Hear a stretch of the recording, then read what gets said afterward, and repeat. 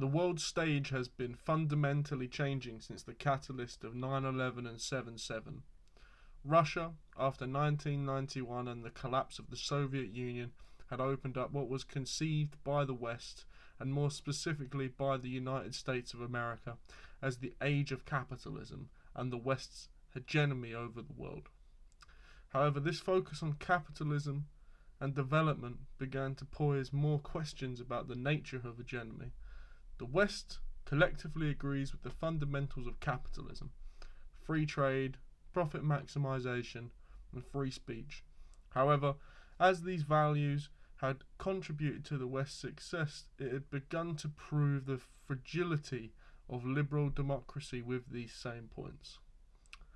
Firstly, the Russian Federation's acceptance of international rules initially began warping the image of Russia to a less adversarial nation, still seen as the potential to cause damage, but seeking to re-establish communication and a normalization of relations.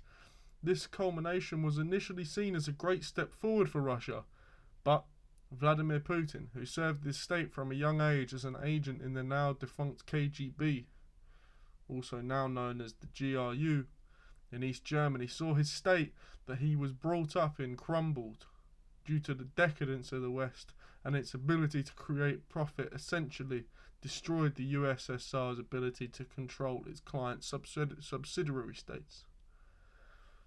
This powerful moment influenced Vladimir's decision to play the West at its own game. As a capitalist state, it had the ability to access the same international arena as the United States, and sow dissent through these platforms.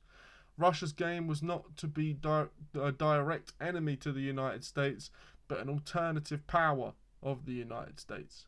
Another option, so to speak, after the US was the only power in the 1990s up to the early 2000s. This freedom of choice and expression that liberal democracies hold allowed other states to begin to side with these foreign powers, creating a larger divide between the states, beginning to see the US less like the international police and those seeing it as a bastion of democracy. This divide is what constitutes to the lack of importance that soft power now has in the international sphere, because soft power only works with a level of mutual respect globally or an obscene amount of military power to back it up.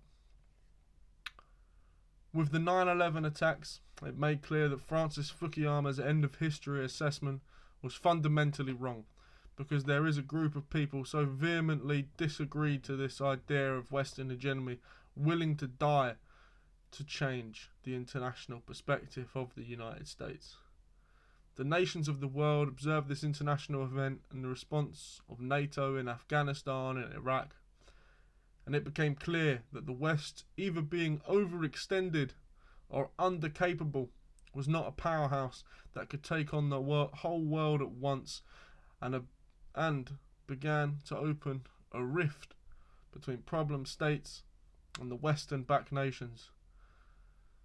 Some examples of this rift, which became only more expanded with the conquest or liberation of Libya, a nation whose ex-leader was so competent that he was the head of the African Union. This was all because of the expansion of the idea of the gold-backed dinar. This would challenge the petrodollar, which has been exponentially bubbled because of the competition against the Soviet Union and many military excursions in multiple theatres. This reason means the West cannot allow a challenge to its petrodollar supremacy. One of these reasons is that oil is only sold in US dollars.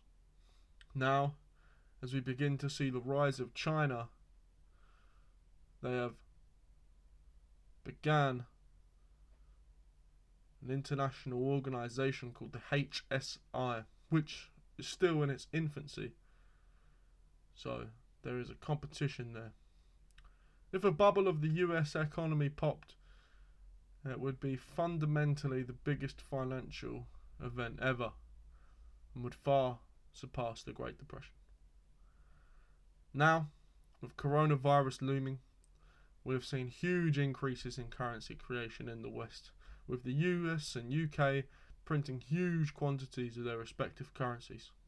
This huge increase, combined with the aforementioned international power struggle, we have entered arguably one of the most turbulent times since the fall of Germany and the end of the Cold War. Where this takes us, who knows? But wherever it takes us, it will most certainly be into uncharted waters. Thank you for listening.